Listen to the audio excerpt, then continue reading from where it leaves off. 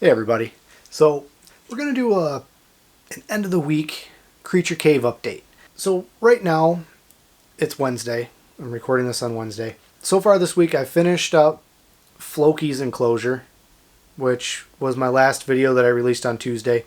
Today I'm going to move my Hemidactylus, imbricatus, or my carrot-tailed geckos, or also known as Viper Geckos, into their new enclosure that I set up.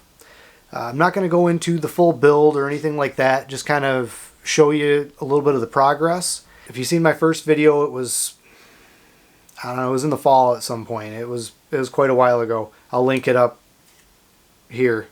I picked up 3 Viper Geckos, and of those 3, I ended up with 3 females. I really wanted to try breeding these guys. They're not overbred. They're a really neat, small gecko. Today I picked up a male from Josh's Frogs.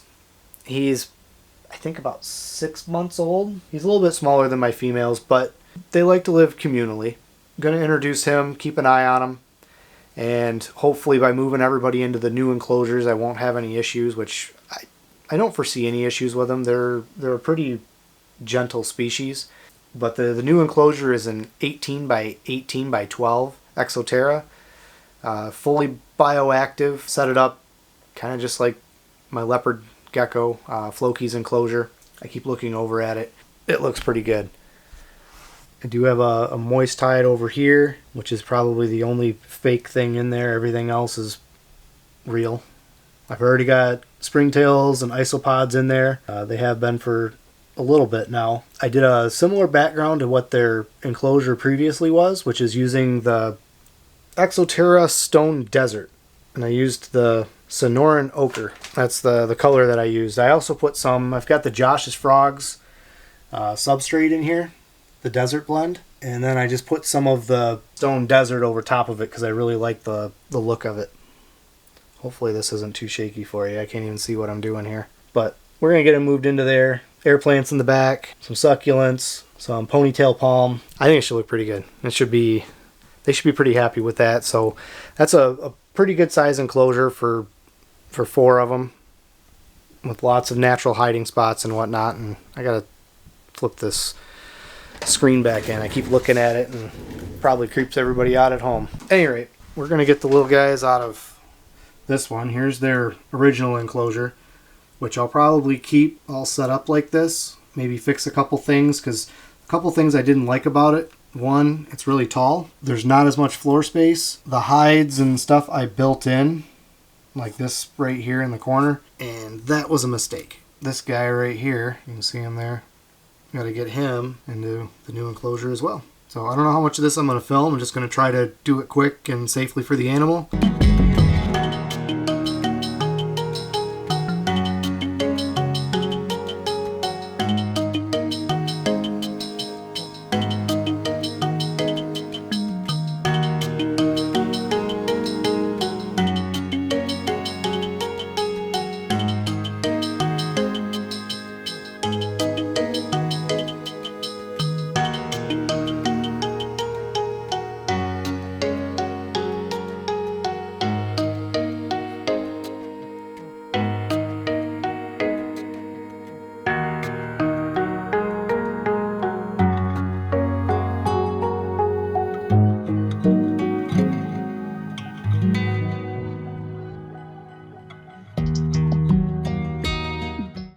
Alright, so now we've got the Viper Geckos all taken care of. All 4 of them are in there. Their new enclosure looks good. I think they're pretty happy. They're all out exploring. One of the other updates I've got here, which is with my Neon Day Geckos. I've had, so far this year, I've had 6 eggs hatch, and I've still got 6 hatchlings. I've got another 4 eggs that are in a tube.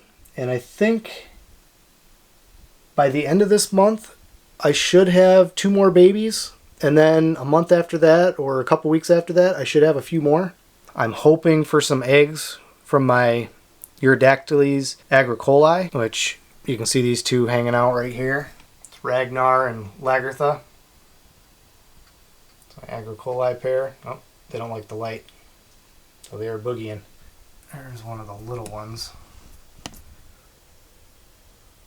Phelsuma climari, which are very, very good at taking care of their babies. See them climbing around. There's another one up top. They're all over the place in there, which makes it a lot of fun. They are pretty cool. A few more things coming up. I should be doing some more tarantula videos here. I'm going to try to do those and release those on Fridays, just kind of as a bonus video. And then I'm going to focus a little bit more on the micro geckos, or the small geckos, like my yellow-headed dwarf geckos, which I've got 3 very young juveniles that I'm going to grow up. Hopefully a male and 2 females. That's what I'm hoping for. Just kind of finding my passion with them. They're entertaining, they're fun, they're just kind of what I want to focus on. I like building these beautiful enclosures and then have a natural habitat and natural setup with, you know, like this. These 2 aren't bioactive or anything yet, but I think they're going to go bioactive pretty soon. But they're still young, so they're just kind of hanging out. Paper towel bottom, fake plants, stuff like that. Get misted twice a day, every day. Eventually, they're going to be in something like this, along with the morning geckos. They're going to get a new enclosure at some point as well, which will be another leaf habitat. I really like the leaf habitats. They seal up really well, which is really important, especially for geckos that like to escape, which I've had a few morning geckos on the loose. Anyways, it's enough of my ramblings. If anybody has any questions or wants to see more of what I did with my Viper geckos, which they're being kind of funny right now, the way they're very slowly creeping around. Looks like everybody's being crazy today. A lizard on my glass. So, with that, you all have a good night, and I'll see you next week.